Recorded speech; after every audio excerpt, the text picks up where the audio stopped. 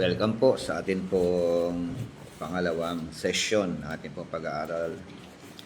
Tuwing araw po ng Saturday, alas 12 hanggang alas 2 ng hapon. Doctor of Ministry ang ating pong course. Ang subject po ay Man, His Nature and Destiny.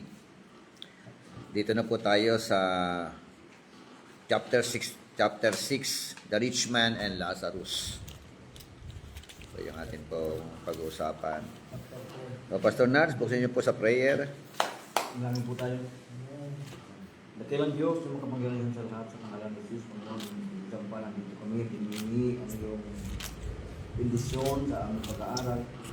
Ama na sana kami ay matuto ng gusto hanggang sa lumalim ang aming kaalaman sa iyong mga salita. Sa ganun, ito'y magamit namin sa aming pagpapalaot sa pangangaral ng iyong pagpapagod sa mga kaalaman tulala sa iyo. Thank you po, Lord, sa buhay ng aming beloved Dr. Rocky, na patuloy kami tinuturuan, inaalalayan, Panginoon, paano kami matuto ng gusto sa kalaliman ng iyong salita o Diyos. Yes, Maraming salamat po at hindi lang nawa kami, kundi marami pang mag-aaral upang marami kang makinabangan ng kapalaganap ng iyong salita o Diyos. Hindi lamang sa Pilipinas, kundi sa ibayong dagat. Purihin ka at binabalik namin sa iyong kapurihan at kalulatian sa matamis sa pangalan ni Jesus. Amen. The Rich Man and Lazarus. Luke chapter 16, verse 19 to 31. Pakibasa nga po yung Pastor Edwin, yung mga talata na yan. Luke 16. Andun na ka sa manual. There was a certain rich man which was clothed in purple and fine linen, and fared sumptuously every day. Every day. And there was a certain beggar named Lazarus, which was laid at his gate, full of sores, and desiring to be fed with the crumbs which fell from the rich man's table. Moreover, the dogs came and licked his sores.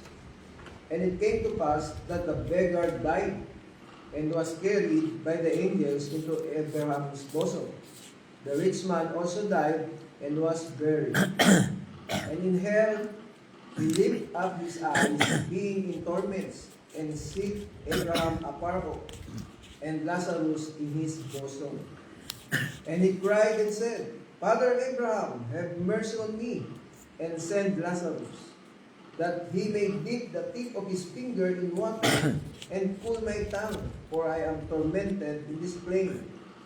But Abraham said, Son, remember that thou in thy lifetime received thy good things, and likewise Lazarus evil things. But now he is comforted, and thou art tormented. And beside all this, between us and you there is a great gulf fixed, so that they which would pass from hence to you cannot, neither can they pass to us that would come from thence. Then he said, I pray thee, therefore, Father, that thou wouldest send him to my father's house. For I have 5 brethren, that he may testify unto them, lest they also come into this place of torment. Abraham said unto him, They have Moses and the prophets, let them hear them. And he said, Nay, Father Abraham, but if one went unto them from the dead, they will repent.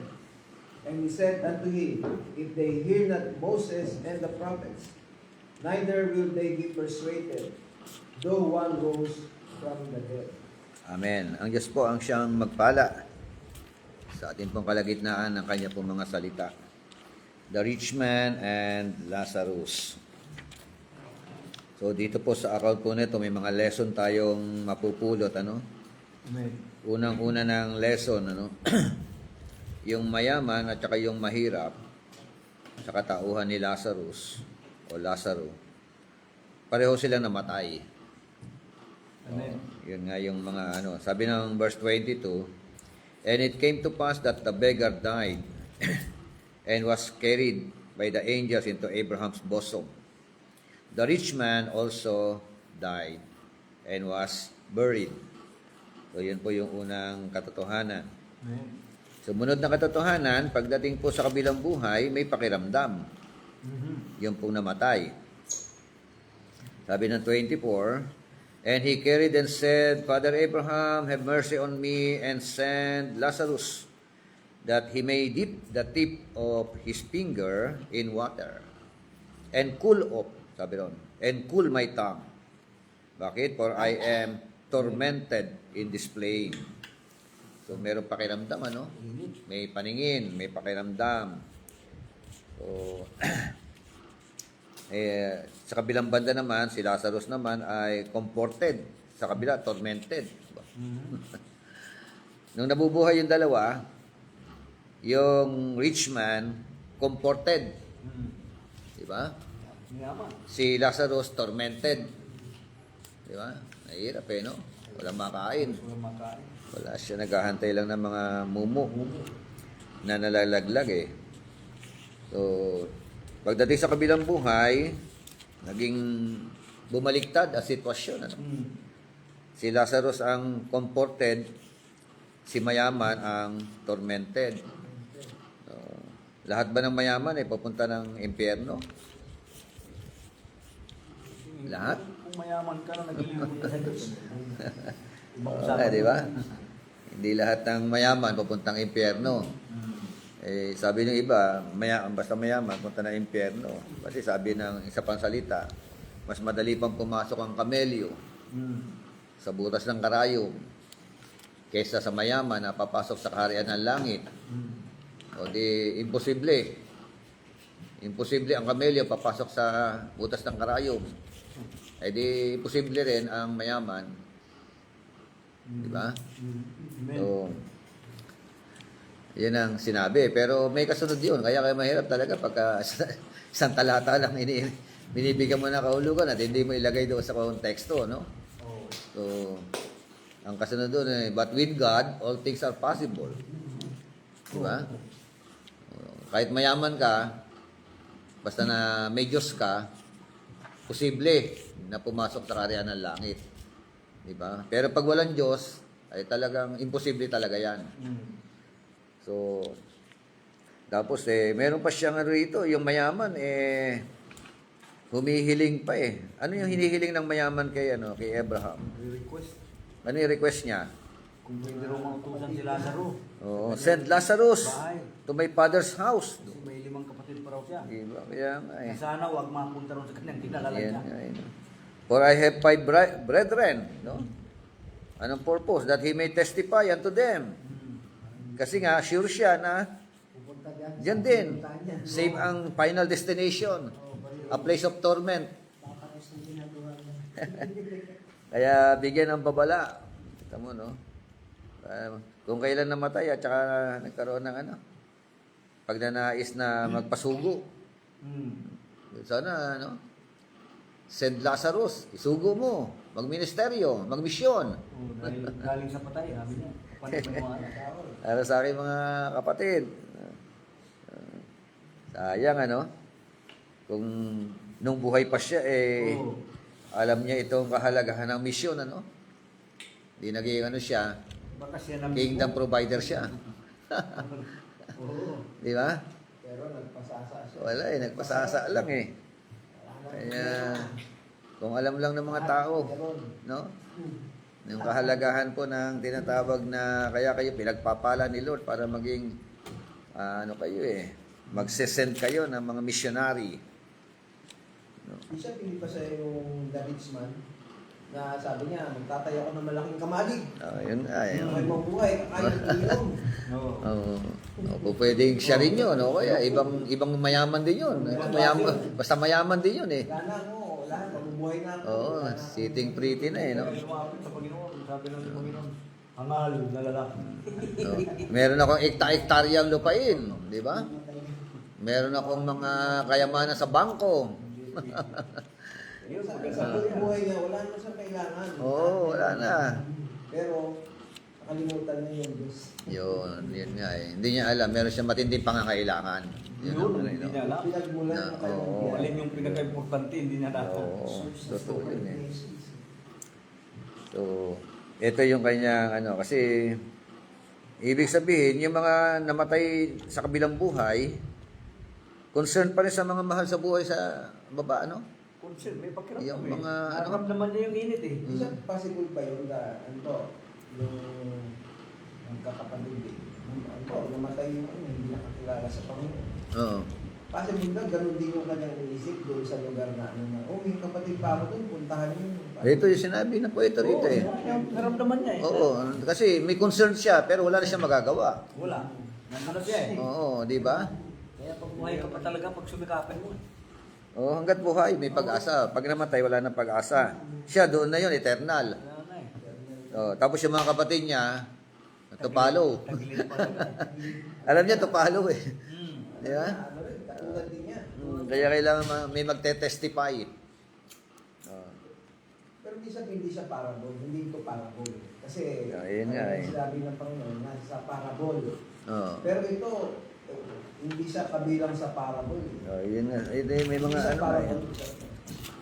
ito yung pag-usapan natin dito. Ito ba ay narrative or ano, di ba? Okay. So, sabi ni ni Abraham, ito lang ang solusyon, hindi pupunta yung patay eh. No?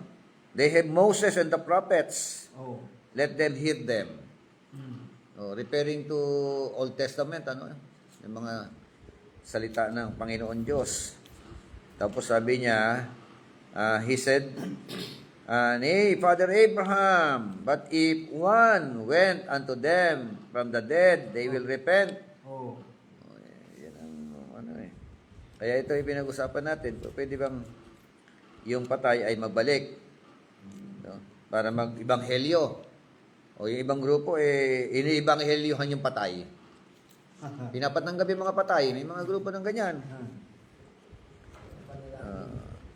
Sabi ng 31, and he said unto him, if they hear not Moses and the prophets, neither will they be persuaded, though one rose from the dead. Kung hindi makikinig, no, doon sa sinulat o ipinahayag ni Moses at ng mga propeta, kahit ilang patay pa Wala. Wala na. ang magpunta sa kanila. Hindi sila maiingganyo, no? So, sabi nga, it is remarkable what lengths the sons of Pollen Adam will go to in their attempts to make God more just than His own word shows Him to be. Sabi nga, in the ease of these plain words by our Lord, as to the intermediate state, some have gone to the greatest excesses to make the narrative conform to their own theory that death is no more than oblivion, a total cessation of conscious existence. So, ano ibig sabihin nito?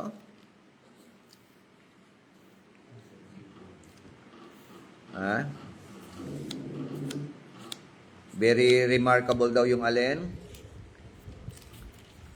Yung istorya na ito, no? Yung sabi nga yung lengths, yung haba ng panahon na kung saan yung pagbagsak ng ng lahi ni Adan, no?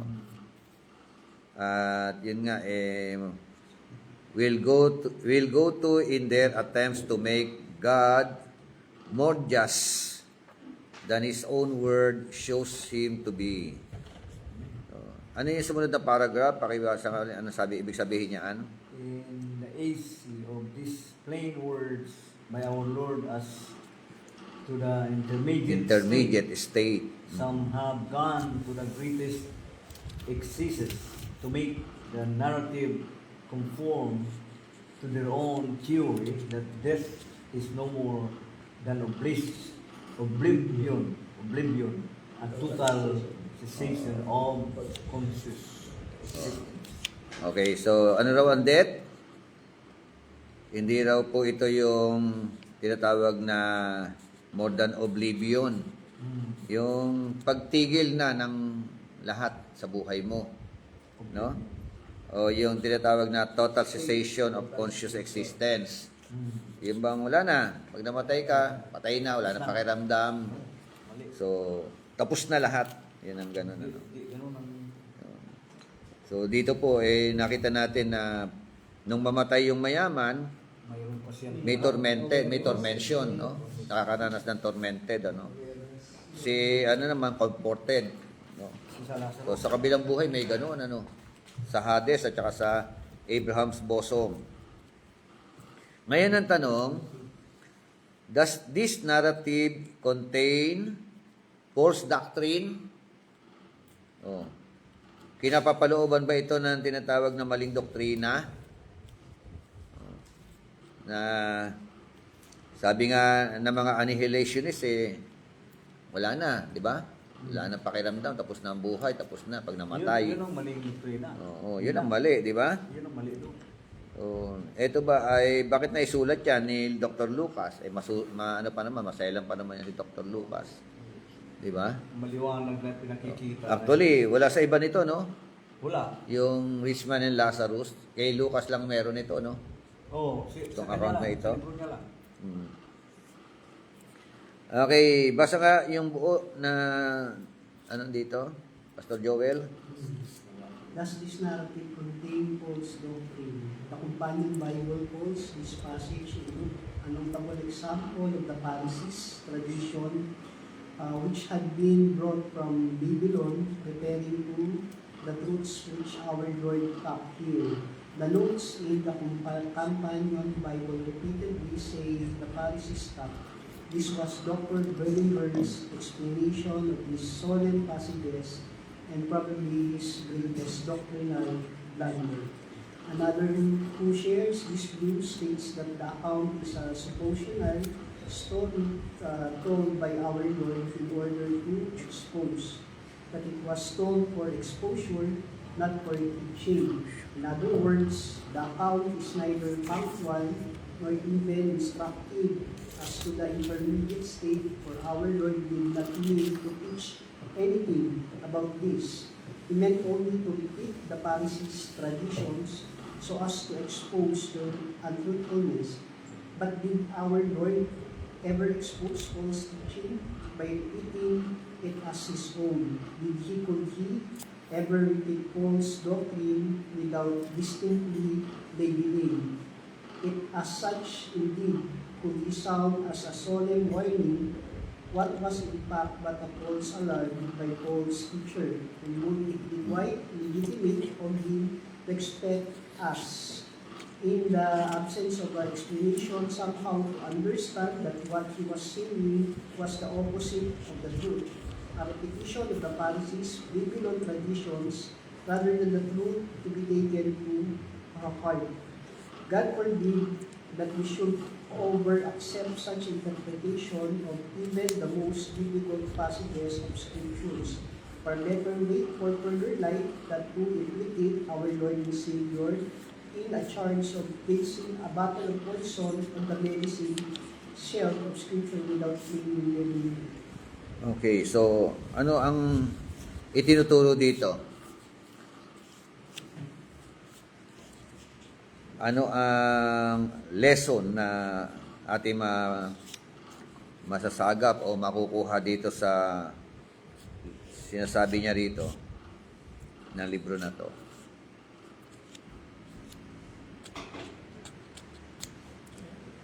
Sabi niya parang ano lang to fabrication story. Jesus. Parang lumalabas po Bishop dito na inuulit niya lang yung tradition ng mga Pharisees para expose yung kanilang untruthfulness o yung kawalan ng kanilang katotohanan. Kasi yung mga Pharisees, hindi sila naniniwala. Parang may nabasa ako sa resurrection, yung isang grupo ng Jew, hindi sila naniniwala sa resurrection. Okay. Opo. Pero sabi dito, ngunit yung ating Panginoon ay in-expose niya yung ganitong maling katuruan. Yun nga, inulit niya yung Pharisees tradition sa kanilang paniniwala. Ano pa?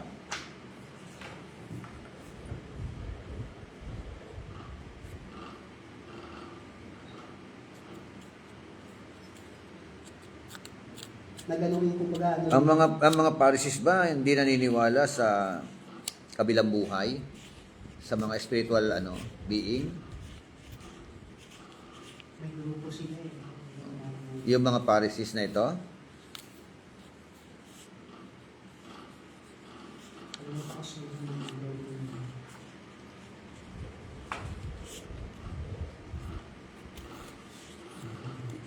So dito po, kung ating, sabi nga ng pangalawang paragraph, sabi ron, another who shares this view, yung nagsishare ng view regarding dito, states that the account is a suppositional story told by our Lord in order to expose.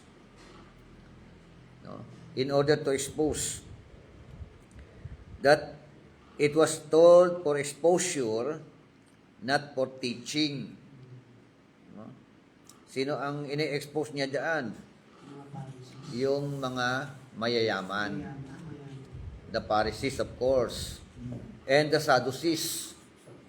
Kasi merong mga Sadducees at saka merong mga Pharisees. No? Yung mga Pharisees, naniniwala yan sa kabilang buhay. Naniniwala yan sa mga angelic being. No? Pero yung mga Sadducees, hindi naniniwala yan sa mga kabilang buhay. No? Sadducees. Pero ang mga Sadducees, ito po yung mga bigatin. Mga bigating tao sa kanilang kapanahunan. So, bago ka mapabilang sa Sadducee o Sadducees, kailangan chief priest ka. Mataas ka. No, di ba? O chief Pharisee ka. Di ba? May sinabi. Kaya parang ano yan, parang grupo nila Ayala, nila Yan. Henry C. Di ba? Atong Ang. Yan yung mga grupo ng mga Sadducees during that time. Mga prominent yan. No? Mga elitist. Mga bantog na mga tao. Mga kinikilalang mga tao. So, yun ang kanilang doktrina. No? So, you can belong to the Sadducees if you are the chief priest. No? Eh, paano kung Pharisee ka, naniniwala ka sa kabilang buhay? Tapos, gagawin kang chief priest. Para maging, as chief priest, encourage ka na magpa-member sa Sadducees. Diba? May doktrina ang Sadducee. May doktrina ang Pharisee. Magkalaban. Karoon ng kanya. Diba? Compromising. Oh. Pero dito po, ang ini-expose dito, sabi niya na, no? It is all about exposition doon po sa mga kalalagayan ng mga taong mayayaman. Yun. Kaya nga sabi, the rich man and Lazarus. Tapos yung unang ito, yung rich man pa rin di ba? Sabi rin, there was a rich man, sa chapter 16, verse 1, who had a manager, and his manager was reported to him as squandering his possession. Oh, ito yung niya, no?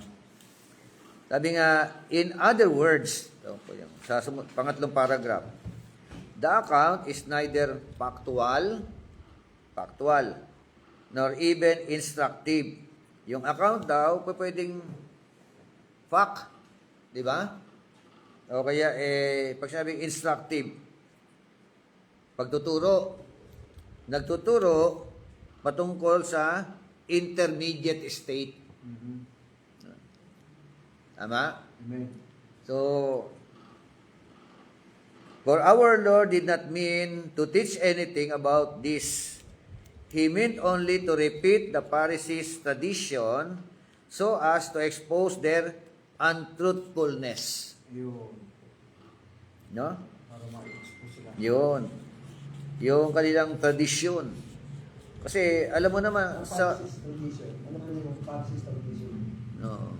Na parang magreliyoso ka, punta ka sa namin pa rin. Oh, Pharisees tradition no. So tapos ini-expose yung kanilang untruthfulness. Kasi for them, yan nga, di ba ito yung mga nakarinig ng mga matitinding salita? Itong mga grupo na ito, Sadducees and Pharisees. Ito yung mga mayayaman yan. Sila po. Talagang prominent person yan. Yan ang tinawag ni Lord na mga mapagpaimbabaw para kayo mga libingang. Makilala sa lipunan. Oo. Makilala sa lipunan. Yes, oo. Na, at isa sa kanila, yung mindset nila, pagka ikaw blessed materially, no? You have favor with God. Yun nasa isip mo. Ganun ang mindset nila. Pag ikaw ay mayaman, blessed ka materially, means to say, may pabor ka kay Lord. O ibig sabihin matuwid ka sa harapan ng ating Panginoon. Yun ang kanilang pamantayan. No? But did our Lord ever expose false teaching by repeating it as His own? So, could He ever repeat false doctrine without distinctly labeling it as such? Instead, could He sound as a solemn warning what was in fact but a false alarm by false teachers? And would it be quite legitimate of Him to expect us, in the absence of an explanation, somehow to understand that what He was saying was the opposite of the truth, a repetition of the Pharisees' Babylonian traditions, rather than truth to be taken to heart?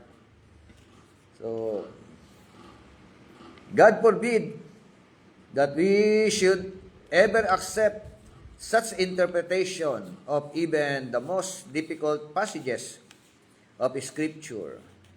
Far better wait for further light than to implicate our Lord and Savior in a charge of placing a bottle of poison on the medicine shelf of Scripture without plainly labeling it.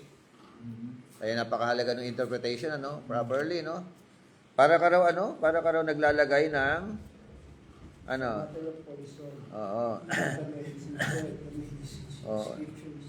Oo, na medicine shelf. Lason pala yun, hindi alam na ano. No, Lason pala yun. nako, oo. Sige sa bote. Walang label eh. Walang label eh. Tapos inom ka lang ng inom, di patay kang bata ka. Parang ganyan din, Talagang ganyan, interpretation properly, mahalaga. Oh, kaya unang tanong, sipatin natin ang Luke 16. Is it a fable? Ano to sa Tagalog? Fable, pabula? Fabrication. Parang Oo, ano lang. pabula. Sabi, Kathang gawa-gawa. isip, yon. Gawa-gawa. Yon, kathang isip. Gawa-gawa. Oh, yun ang tanong, Ito bang Luke 16, 19 to 30? Katang isip lang ba ito ni Lord? Or ano to? Fact? Kasi may mga pwede isalang-alang facts sa buhay ng mga tao. O po pwedeng, ano ba ito? Ini-expose niya lang ang mga mayayaman dito? No? Parang inaano niya? Kumbaga sa para matauhan, para mabuksan ang mga kaisipan. Yun, parang ganun po. Kaya yung sumunod, ito ba ay isang pabula lang o kathang isip lang na ikinuwento?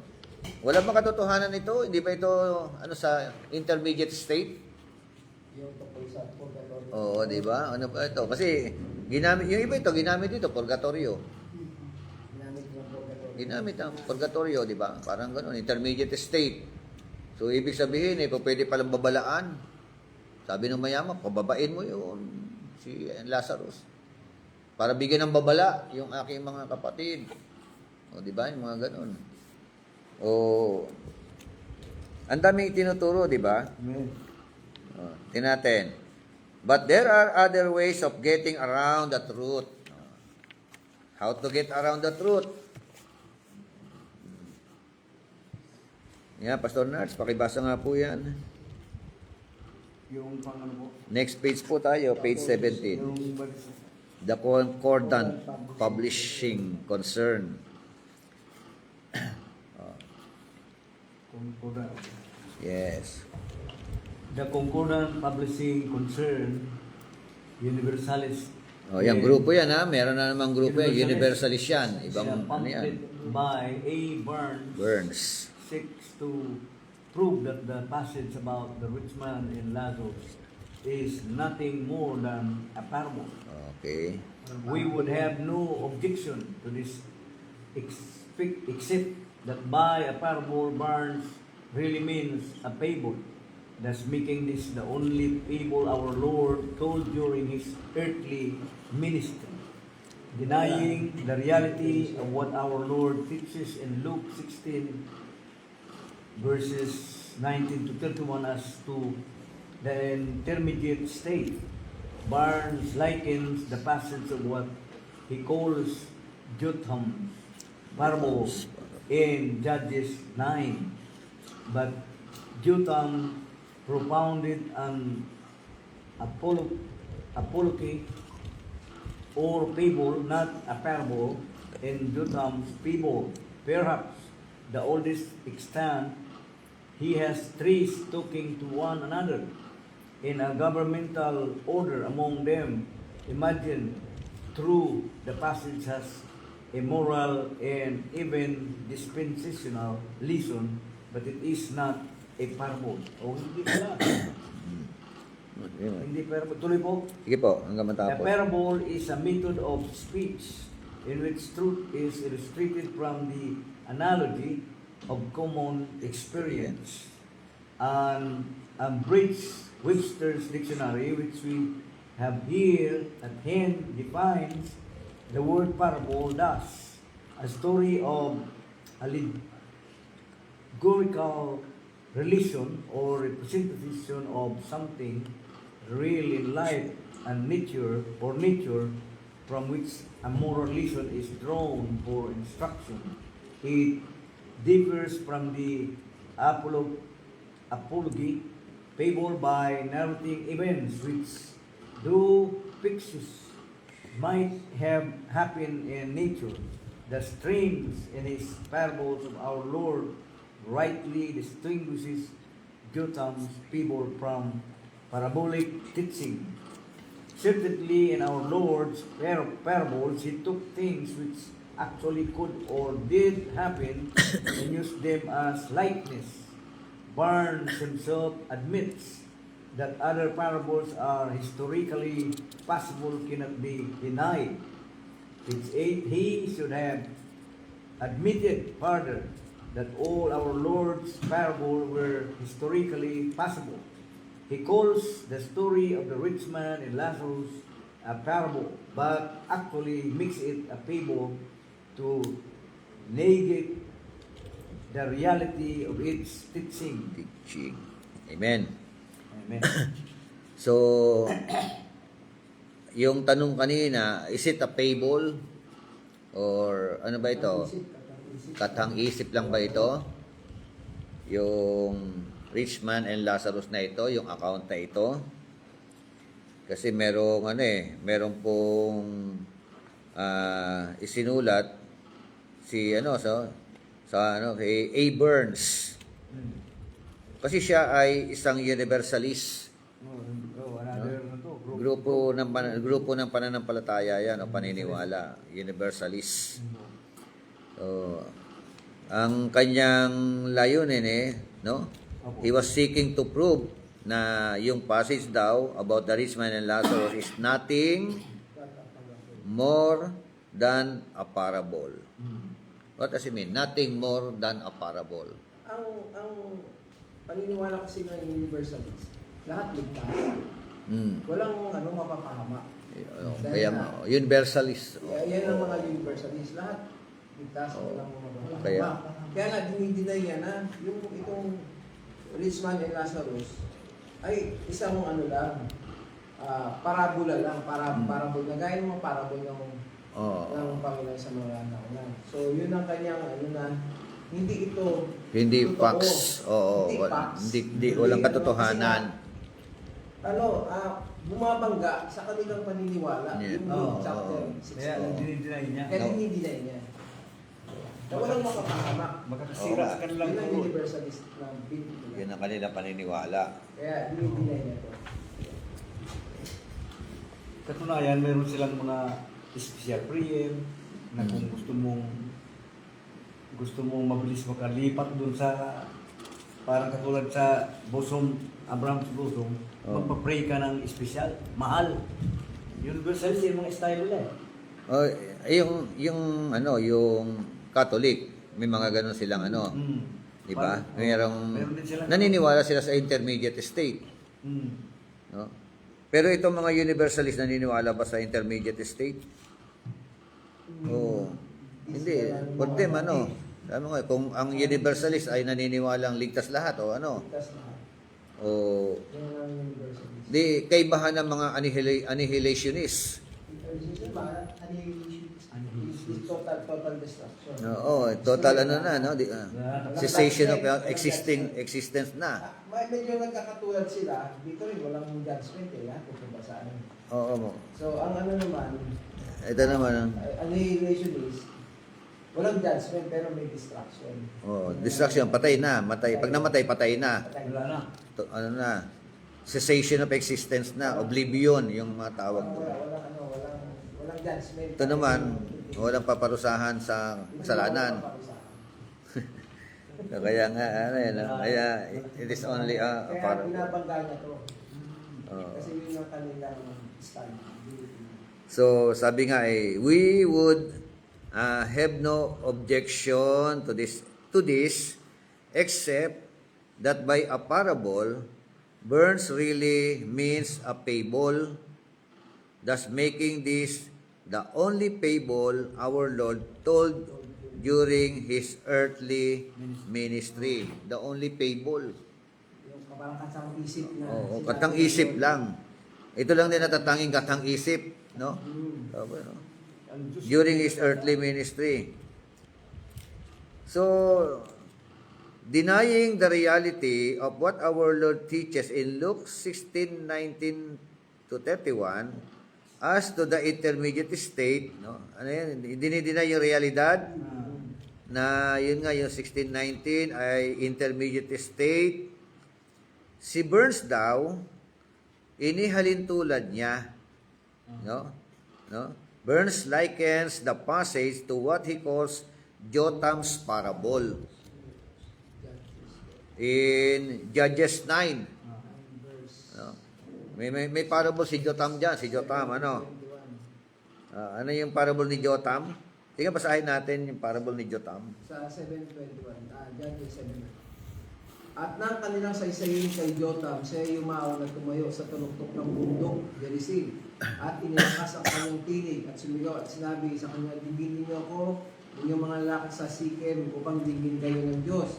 Ang mga puno ng kahoy ay naghalal ng hari na minsan, at kanilang sinabi sa puno ng ulibo, maghari ka sa amin. So, ngunit sinabi ng puno ng ulibo sa kanila, akin bang iiwan ng aking katabaan, na siyang sa akin ay nakapagpaparangal sa Diyos at sa tao, at makipag-indayunan sa mga puno ng kahoy. At sinabi ng mga punong kahoy sa puno ng igos, halika at maghari ka sa amin. Ngunit sinabi ng puno ng igos sa kanila, akin pang iiwan ang aking katamisan at ang aking mabuting bunga, at kaya ako makipag-indayunan sa mga puno ng kahoy. At sinabi ng mga puno ng kahoy sa puno ng ubas, halika at maghari ka sa amin. At sinabi ng puno ng ubas sa kanila, aking bang iiwan ang aking alak at nagpapasaya sa Diyos at sa tao, at kaya ako makipag-indayunan sa mga puno ng kahoy.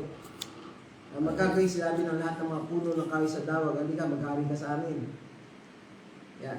At sinabi ng dawag sa mga puno ng kahoy, kung tunay na ako yung inihalal na halin ninyo, pumarito nga kayo at mga kayo sa aking lingkin. At kung hindi ay labasan na apoy ang dawag at gawin ang mga seguro ng Libano. Ngayon ngay kung tapat at matuwid mong ginawang hari si Abimelech, at kung gumawa kayo ng mabuti kay Jerobaal at sa kanyang sangbahayan, at kayo gumawa sa kanya ayon sa marapat sa kanyang mga kamay, sapagkat ipinakipaglaban kayo ng aking ama at inihadlang ang kanyang buhay at pinapagingaya kayo sa kamay ni Madian. At kayo bumangon laban sa sambahayan ng aking ama sa araw na ito at pinatay ninyo ang kanyang mga anak na 70 lalaki sa ibabaw ng isang bato at iwan yung hari si Abimelech na anak ng kanyang aliping babae sa mga lalaki sa Sikem sapagkat siya ay inyong kapatid. Kung tapat nga at matuwid na kayo gumanti kay Jeroboam at sa kanyang sambahayan sa araw nito, maglalak na kayo kay Abimelech at maglalak naman sa inyo. Ngunit kung hindi ay labasan na ako sa Abimelech at pugnawin ang mga lalaki sa Sikem, ang sambahayan ni Milo at labasan ng apoy ang mga lalaki sa Sikem at ang sambahayan ni Milo at pugnawin si Abimelech. 21. At si Jotam ay umalis at tumakas sa Abimelech at tumahan doon at saktakot kay Abimelech na kanyang kapatid. Okay. So, Ibig sabihin, meron siyang paghahalintulad sa Jotam's parable na sabi ng isang puno, pagharian nyo kami, di ba? O maghari. Para nag-uusap-usap yung mga punong kahoy o yung mga ano, di ba? So, ito yung kanyang ano eh. Sabi nga, but Jotam propounded an apologue or fable, not a parable. No, according to to Burns, in Jotam's fable, perhaps the oldest extant, he has trees talking to one another, di ba? In Jotam's fable, and a governmental order among them. Imagine, kausapin ng isang puno, yung lahi niya, sa isang puno, ikaw maghari sa amin. So, the passage has a moral and even a dispensational lesson, but it is not a parable. Ito ang fable. Oo. Kasi katang-isip siya eh. Oo. Kinakausap puno sa puno. Yun na, puno. Katang-isip yun, puno sa puno. Kaya yun na, parang gusto, yung Luke chapter 16, sinasabi nung author na universalist. Katulad dito, yung sinasabi na walang katotohanan. Wala nga, fable eh. Oo. Kaya wala, imposible kasi na mag-usap yung puno sa kapwa puno, pamunuan nyo kami. Parang ganun din itong Luke 16, according to them, So, a parable is a method of speech in which truth is illustrated from the analogy of common experience. So, yun ang parable. Ano raw parable? It is a method ng kwento or speech na yung katotohanan ay ini-illustrate sa pamamagitan po ng paghahambing. Analogy of common experience. And Bridge Webster Dictionary, which we have here at hand, defines the word parable. Ito yung parable, Ano ang parable? A story or allegorical relation or representation of something real in life or nature from which a moral lesson is drawn for instruction. That is the parable, according to dictionary. Oo. Meron kang mapupulot na moral lesson, Yan nga eh. May kwento, yung kwento, merong istorya, o yung tinatawag na allegorical relation or representation of something, in something real in life or nature, na meron kang mapipigang mga moral lesson. Tama? Oo. Sa parable, Yan ang interpretation, definition ng parable. It differs from the apologue o yung fable. Magkaiba ang fable at ng parable. Amen. By narrating events which, though fictitious, might have happened in nature. Di ba? Yun nga. The strength in the parables of our Lord, rightly distinguishing Jotham's fable from parabolic teaching. So, Jotham's fable. Kasi parang posible naman yun, no? Maghahalalang magkakaroon siya ng eleksyon. Oo nga eh. Certainly in our Lord's parables, He took things which actually could or did happen and used them as likenesses. Burns himself admits that other parables are historically possible, cannot be denied.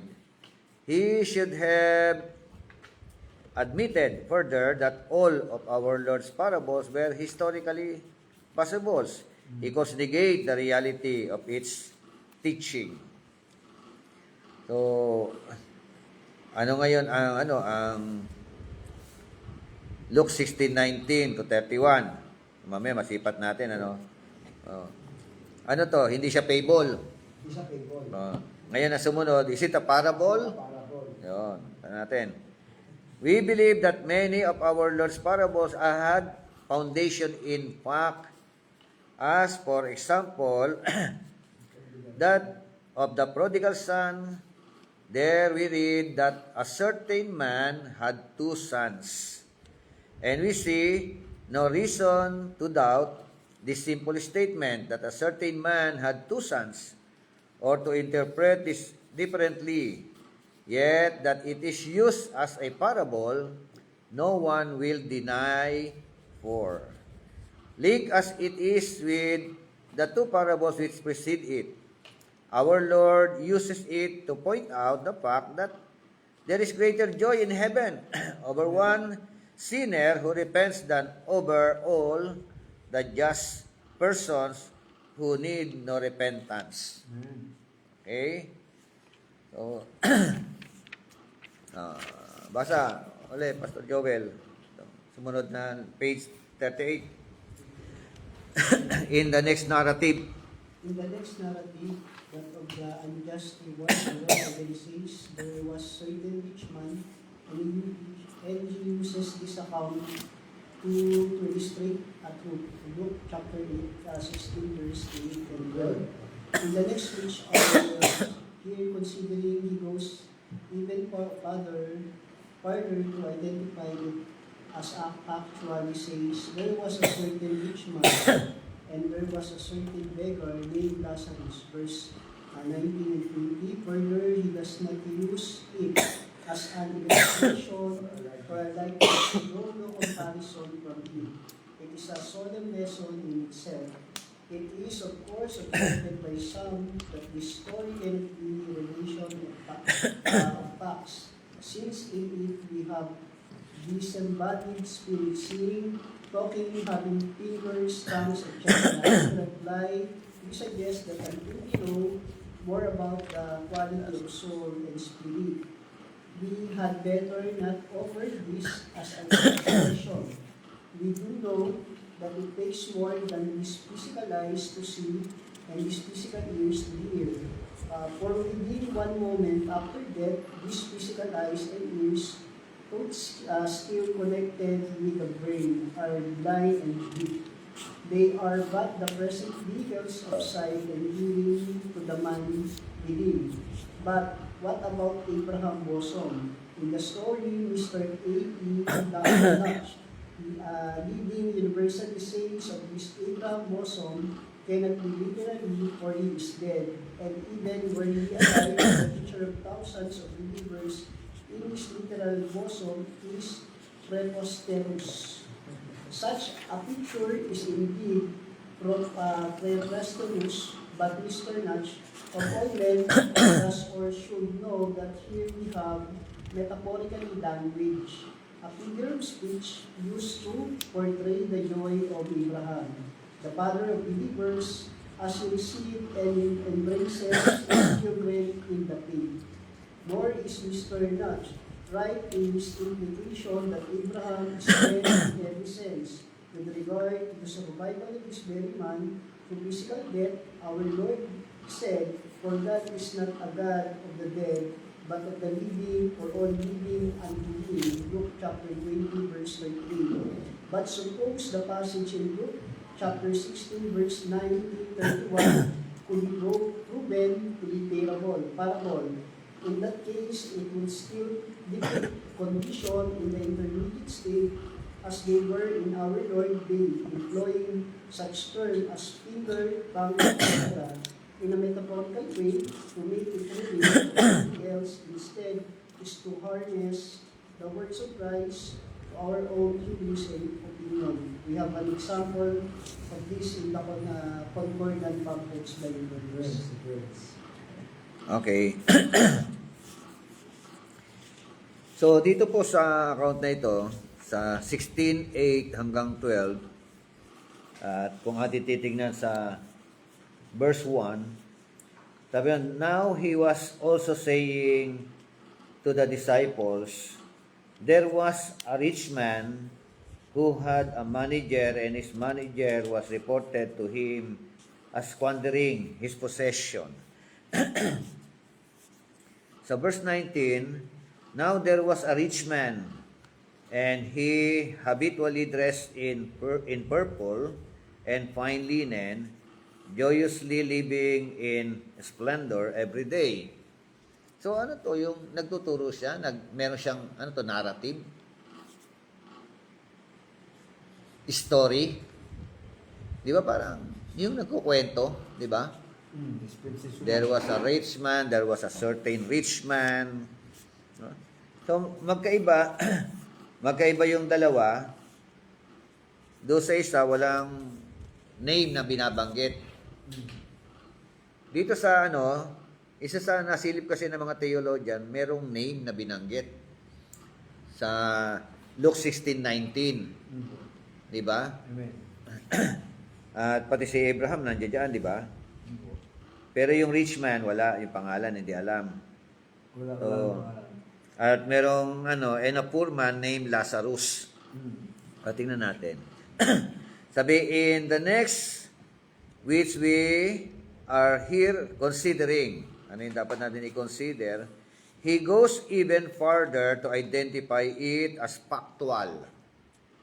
He says, there was a certain rich man, and there was a certain beggar named Lazarus, verse 19 to 20.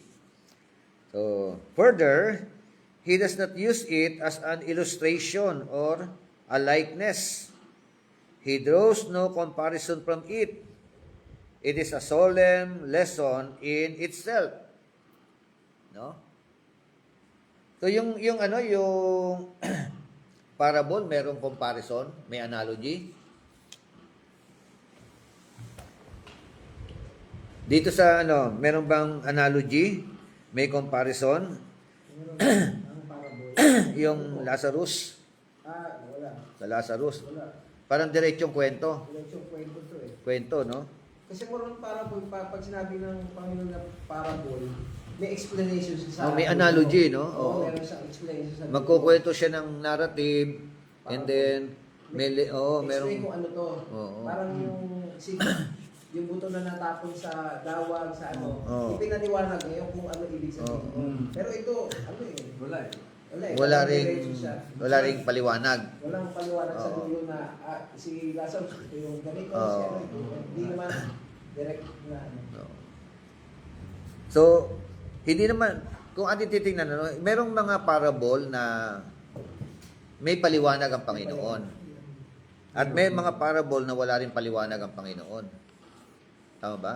Meron ba? Meron, Merong example ko. Yung isang Like for example, nakakita ng sabi, kayamanan yung sa isang lupa. parable of the 10 virgins, may paliwanag ba yun? May paliwanag. Mayroon po. Meron, yung Matthew chapter 25, may paliwanag si Christ doon. Na sinabi niya, ito yung 10 virgins. Ito yung Oo. ibig sabihin niya. Yung lima matatalino, yung lima Ah. natutulog sa kangkuhan, Yun. kaya naubusan na. Langis. Check nga natin yung sample lang yun, Yung Matthew chapter 25. May ano siya, may paliwanag din sa dulo. Ah, ito. Yung parable ng providence. Parable of the 10 virgins. Oh, So, that's 25. then the kingdom of heaven will be comparable to 10 virgins. Oh, Compare, no, sa 10 dalaga. Who took their lamps and went out to meet the bridegroom. 5 of them were foolish. O yun ang ano, no? Yung 5 raw ay foolish. 5 were prudent, mga matalino. For when the foolish took their lamps, they took no oil with them. But the prudent took oil in plus along with their lamps. Now, while the bridegroom was delaying, they all got drowsy and began to sleep. But at midnight there was a shout, "Behold, the bridegroom, come out to meet him." Then all those virgins rose and trimmed their lamps. The foolish said to the prudent, "Give us some of your oil, for our lamps and are going out." But the prudent answered, "No, there will not be enough for us and you too. Go instead to the dealers and buy some for yourselves." And while they were going away to make a purchase, the bridegroom came, and those who were ready went in with him to the wedding feast, and the door was shut. Later, the other virgins also came, and saying, "Lord, Lord, open up for us." But he answered, "Truly I say to you, I do not know you. Be on alert, then, for you do not know the day or the hour." So yun na, sumunod, talents na. Sabi pinaliwanag sa huli. Parable of the talents. Sabi, "What's that for? For you know another the day and the hour in the sun." So, Parang sabi niya, magbantay kayo. yun ang pinaka-ano nun. Pinaka, Pero para katulad ng talinghaga ng seed, Seed, na oo. may mga isa yung anyway, yung seed sinabi niya ito ay word of God. Yung ibon sinabi niya yun ay yung mga demonyo, di ba? O different kinds of may mga ano, pero dito wala siyang ano. Ang sinabi niya, sa dulo. be on alert, maging mapagbantay kayo. Pero part ng parable na ito eh. Oo. Parable na ito, parable ni Jesus. So, Ito nga. yun na ano, ibig sabihin, kailang be watchful and prayerful. Naliwanag din naman yun. Maging mapagbantay. Pero meron din naliwanag niya yung 5, matalino, yung 5, Oo. ma'am. Matalino at saka bangmang. Yun nga eh. Along the way, napaliwanag na lang yun. Eh, Ngayon din sa sa sumunod, yung talents. Ganun din yung kanyang along the way din, paniniwanag niya na rin yung ibig sabihin ng parabola. Dito sa Parable of the Talents naman. Parable of the talents naman. Pero hindi kompletong pagpapaliwanag, no? Kasi yung iba ay dahil para silang kumbaga sa nakukulangan sa paliwanag. Binigyan ng kahulugan yung langis ng iba, di ba? Na Holy Spirit. Ito raw ang Holy Spirit. Binigyan ng kahulugan yung Inano na sa salvation. yun nga eh. Tinulik na sa salvation. Oo. Yun. Dinagdagan na lang nila ng mga pagbibigay ng kahulugan. Parang para sa kanila pero meron lang talagang binibigay na tutukan dapat yung parable na ito. So dito po, katulad yan, wala nang mga pangalan dyan. Dito may pangalan kasi dito sa Lazarus, Walang pangalan. puro pagkukwento lang eh. No? There was a rich man, walang ganun eh. Pakinggan mo, Bebe is life. Sabi niya, Oo. Bebe is life. Certain yung sa bukid, no? Ang wasa ng mga magagawa, parable para ito merong nauna, may nahuli. Oo. Merong nahuli nauna. Sa dito. So sabi nga, is it of course objected by some that this story cannot be a relation of facts, since in it we have disembodied spirits seeing, talking, having fingers, tongues, etc. No? In reply, we suggest that until we know more about the quality of soul and spirit, we had better not offer this as an objection.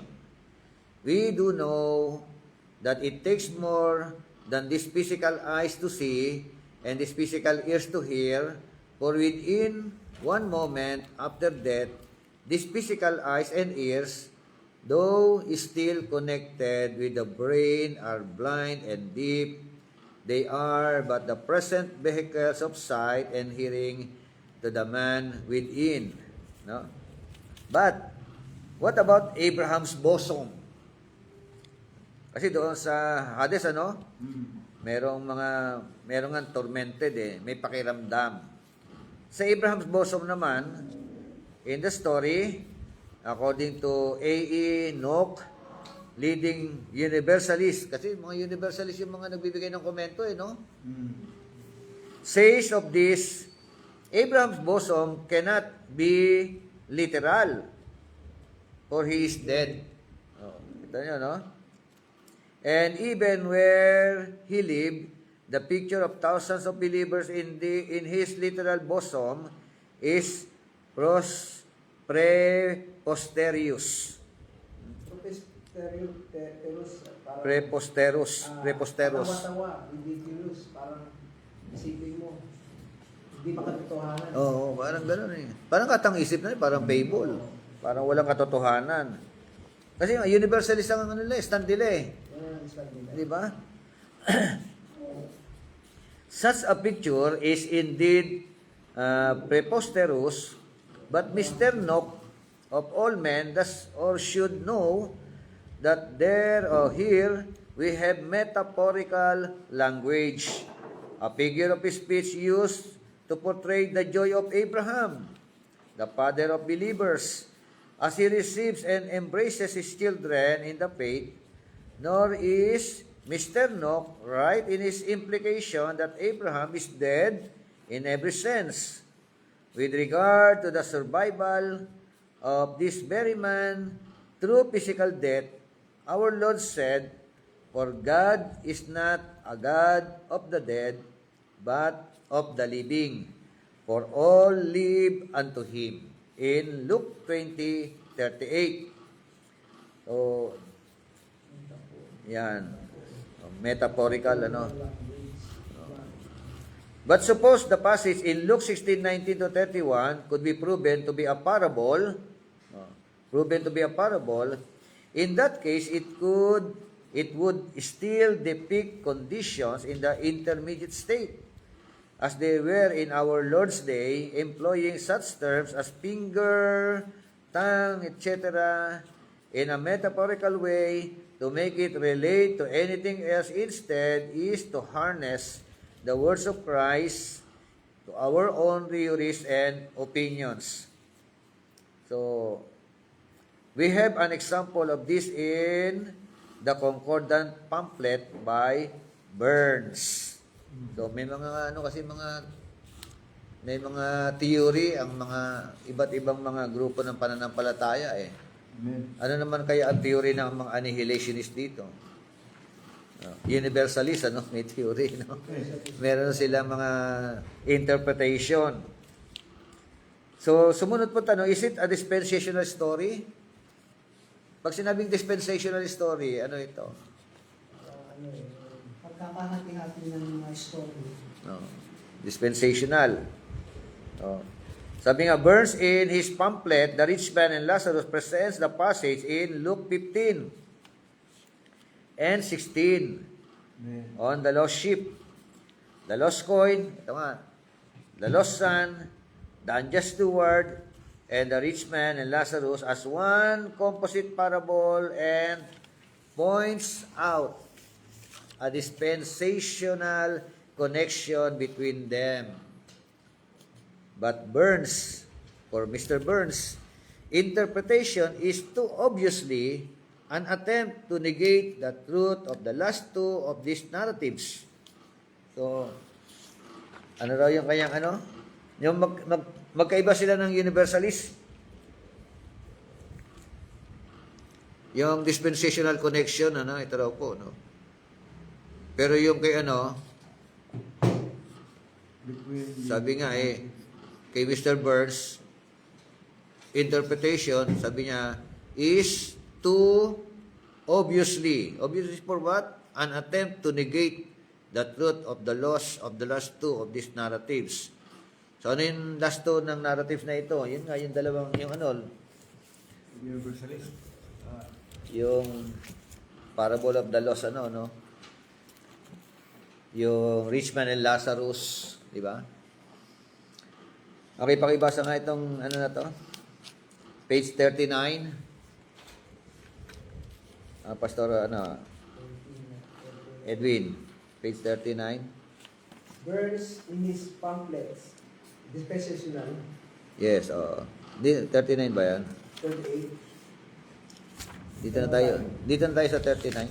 sa Ito, sige, tuloy mo. It is a dispensational story. Sige. 38, niya sa baba. 38. Burns in his pamphlet, The Rich Man and Lazarus, presents the passages in Luke 15 and 16 on the lost sheep, the lost coin, the lost the unjust steward, and the rich man and Lazarus as one composite parable and points out a dispensational connection between them. But Mr. Burns' interpretation is too obviously an attempt to negate the truth of the last two of these narratives. Ano yung negate the truth?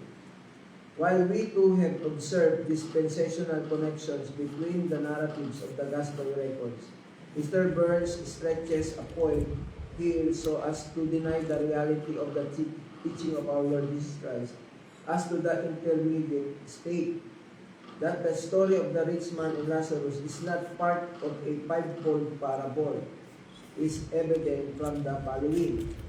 The three narratives of Luke 15 are naturally linked together as one by the fact that they all deal with lost things which are found again.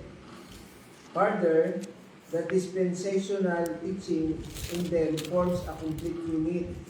The story of the shepherd and the sheep referring to the time when our Lord Himself sought the lost sheep of the house of Israel. That of the woman and the lost coin referring to the Pentecostal period, when the apostles and disciples sought to recover Israel's lost value to the rest of the world. And that of the father and his prodigal son referring to the restoration of Israel of the future.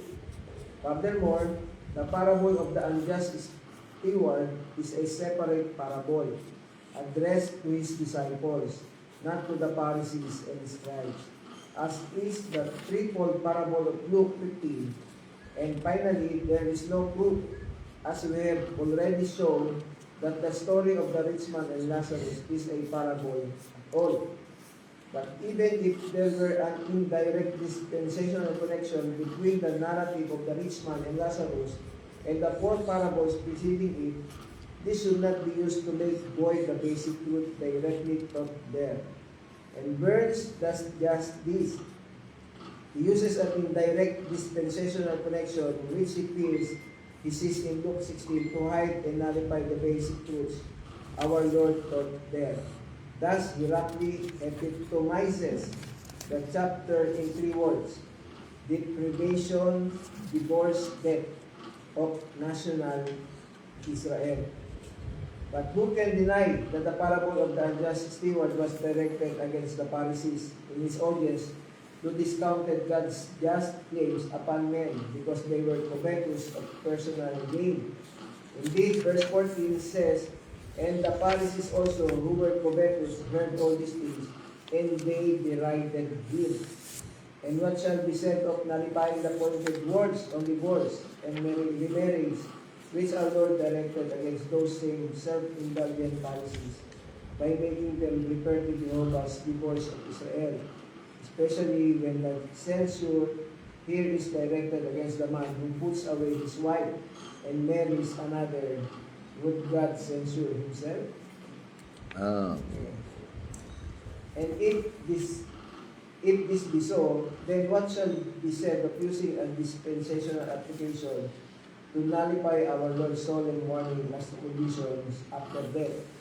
This burns thus by teaching with regard to the Risman and Lazarus that we must recognize the death as national and dispensational instead of individual and physical.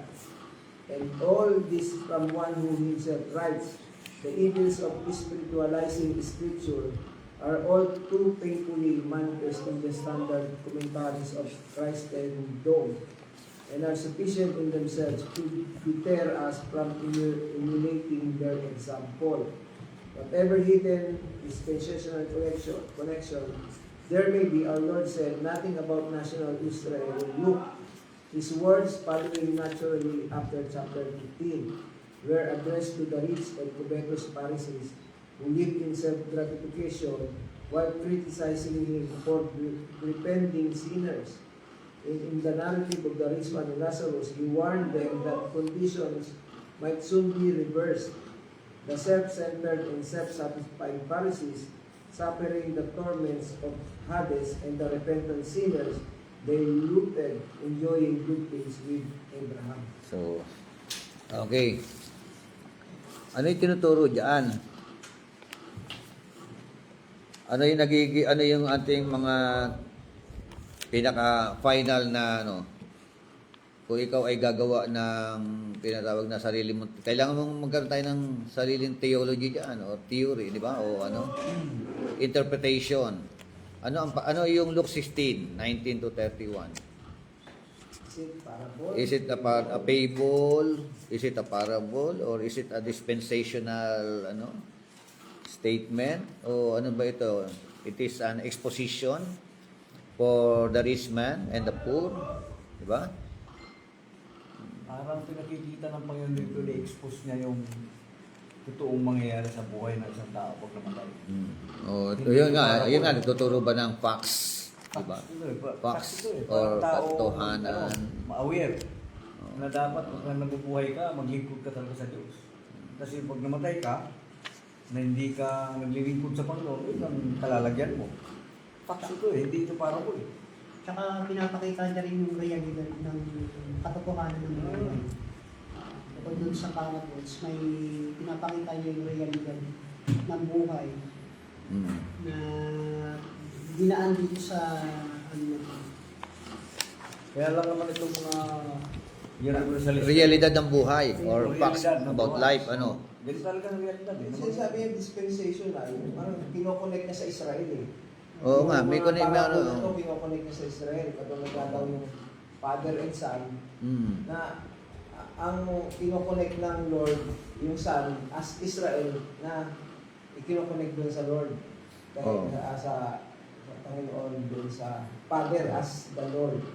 So parang dispensational, di ba, yung Israel inaano na yung the lost coin is the Israel ang tinatawag ng lost coin, lost sheep, yung Israel. Kaya sinasabi nga ito ay dispensational story na connected sa Israel. Yung mga parables na to. Kaya isa rin na yung itong parang yung Luke chapter 16, parehas din itong mga tatlong nauna doon sa Luke chapter 15 na story, na parable. Kinukumpara na ito yan, parehas din yan dito sa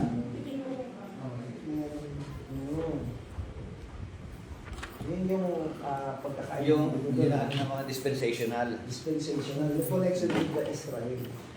Kasi lost coin, the lost sheep, the lost son. Inaano nila, ito yung Israel yung tutukoy dito. So sa yung prodigal son So saan nila kinunik ang Israel doon sa lost coin, sa isang lost sheep, yung lost son. Nahilin tulad. Kasi meron dalawang anak doon di ba? Sa the prodigal son, isang nanatili pero isang umalis. Biglang hindi yung May mga ganung mga connectivity kumbaga. Parang kasama sa dispensation. Pero ano man ang maging kumbaga sa ano pananaw ng isang theologian regarding dito sa Luke chapter 16, no? Ang katotohanan na ito, meron siyang mga aral na iniiwan. Ito nga, what the narrative teaches, ano? Ano raw ang tinuturo nito? Lesson from this. Sabi nga, without offering a detailed exposition of this remarkable narrative here, we point out those truths taught with greatly clarify or clarity and force which are involved in the subject we have been considering. Number 1, the narrative deals with the intermediate state between death and resurrection. No. Ito, nagtuturo ito, yung narrative na ito, no? Merong intermediate state sa pagitan po ng pagkamatay ng tao at pagkabuhay na maguli, no? Napag-usapan natin noong nakaraan yun, ano? Ang intermediate state ng tao, mapupunta na yung physical, mapupunta ng libingan, di ba? At bibigyan uli ng panibagong katawan sa resurrection. Di ba? Katawan panlangit. O, katawan pang impyerno. Katawan pang impyerno, katawan panlangit. Pwede yun, ano? Yeah, so, at yung kanyang intermediate state, naghihiwalay ang kaluluwa, di ba? Tsaka katawan. O, napunta doon sa Hades ng pagdurusa yung isa. Pangalawa, it teaches that between death and resurrection, the rich man and Lazarus occupy two different places. Di ba? Yan, nagtuturo daw ito, no? Sa, yun nga, between death, no, pagkamatay at saka pagkabuhay na maguli, nag-occupy sila ng magkaibang lugar, hindi same. Kaya mali ang universalist na pareho. Mali ba? Ula-ula lang. Sabi ng annihilationist naman, wala na, patay na. Wala nang pakiramdam, tapos na ang buhay. So, inokorek sila diyan. Pangatlo, it teaches conscious and intelligent existence between death and resurrection. Meron pakiramdam. Hindi kaya sabi nimo pakamatay na lang tapos para wala na, tapos na. Hindi, may pakiramdam po. Pangapat na katuruan o itinuturo dito, it teaches that Lazarus was comforted. Verse 25, no? At sumunod naman, it teaches that rich man was tormented. And this is emphasized by a purposed repetition. No. Dito nga kasi isang beses lang, verse 25 lang eh. Dito ulit-ulit eh. No. Tormented talaga, no. Matindi talagang kahirapan, no, pagdurusa naranasan ng mayaman na ito. So hindi po siya napunta roon, hindi siya nato-torment dahil mayaman siya. No. Na-torment siya o meron siya naranasan tormention or tormented dahil nga nabuhay siya o namuhay siya, nabubuhay siya sa kalayawan. Kalayawan, sa karangyaan. Pang-anim, it teaches thus that the fire of Hades is a source of suffering, not annihilation. Source of suffering, yung fire. Hindi yung pugnaw ka na dahil sa fire. Nandun lang.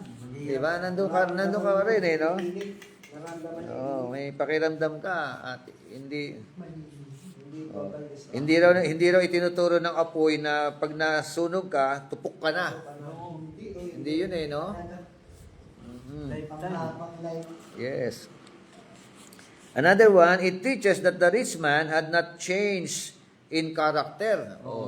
Hindi raw nagbago yung character niya. Crying for mercy for himself and his brothers. He besought Abraham to send Lazarus first to hell, then to earth. Tama yung no? Walang pagsisisi, no? Hindi nagsisi yung mayaman, ano? Walang repentant, ano? Kung magsisi sana siya. Ano kaya? Hindi tinuturo na nagsisisi yung nasa kabilang buhay, ano? Oo. Wala na sabi. Tanggap niya na. Hindi na talaga ako. Wala nang pag-asa. Oo. Kaya Sana. yung nasa labas may pag-asa pa rin. Yung buhay pa. Yung maliwanag eh. Yung buhay mo talaga magsisi na eh. Okay, pangmulo, it teaches that the rich man neither had nor was given any hope of deliverance. Oo, wala talaga. Oh. Tinuturo daw po ng talinghaga na ng kwento na ito, narrative na ito ng iyong mayaman, wala na po, no? Wala na pong pag-asa, no? Wala na po tinatawag na deliverance, o hindi na po pwedeng mahango doon. Wala na. So walang purgatorio. Wala. Kaya hindi pa yung mga Oo. special prayer. Pero merong intermediate state, Mm. di ba? Kaya lang hindi purgatorio tawag. It teaches that man's eternal destiny is fixed at physical death on the basis of acceptance or rejection of the written word of God during his lifetime. Verse 25 and 31, no? Itinuturo daw po nito na ang eternal destination ng tao ay fixed na roon. Fixed na. Pag namatay na. Ah. Pag namatay ka, fixed talaga doon. Ah. Depende, no? Kung ano pinagagawa mo nung nabubuhay ka. Kung hindi mo tinanggap ang Panginoon, na-reject mo si Lord, ang ating Panginoon, no?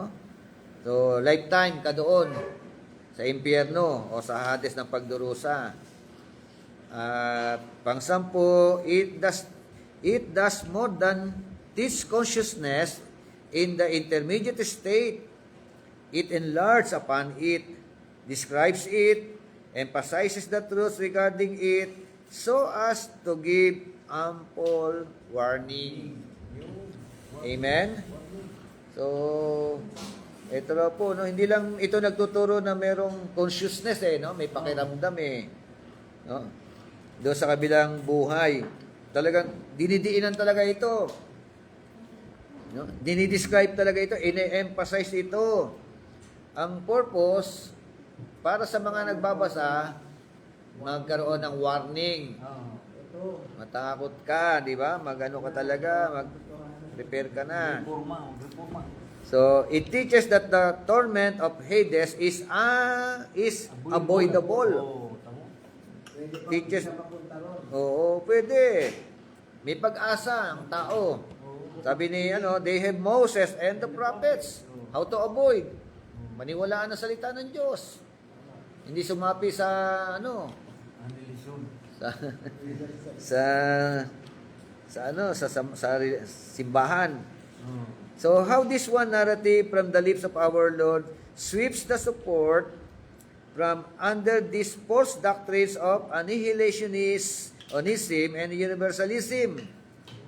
How revealing that the only manner in which these heresies can be maintained in the face of this passage is to make it a mere repetition by our Lord of the Pharisees' false teachings, or a fable, or to recognize it as teaching something which it does not even allude to. Amen? So, ayan po. In other words, ito po ay kwento na meron po mga katotohanan Amen. na dapat natin panghawakan at mabigyan ng babala ng mga tao, no? Yes. There is an ample warning. Mahaba yung warning, no? Kaya hanggat nabubuhay tayo, no? Kilalanin natin ang Panginoon. Talagang, kasi pagdating sa kabilang buhay, tinuturo po ng the rich man and Lazarus na ito, narrative na ito, wala na. Fix ka na dyan sa impyerno. Hindi ka naman No? kaya. Wala pong purgatory. Pero pag-usapan po natin sa susunod yung purgatory. Yan ang tanong. Roman number 5. Is there a purgatory? Ito po yung doktrina ng Roman Catholic. Aha. Di ba? Pinatunayan na ni Dr. Rizal, wala absent. Nandun sa libro So, sablay ang annihilationist at saka universalist, Supply. Markahan na natin yung anihilisyon na yan. Markado na yan. Okay, let us pray. Yeah. Praise God. Pastor, Nards, close us in prayer. Lord, maraming salamat po Panginoon sa patuloy na aming pagpapalalim ng kaalaman sa salita mo, Panginoon. Pinupuri ka namin, O Diyos, at pinapasalamatan sa pagkatabang kami ay tumatagal, lalong lumalalim ang aming kaalaman mula sa iyong salita.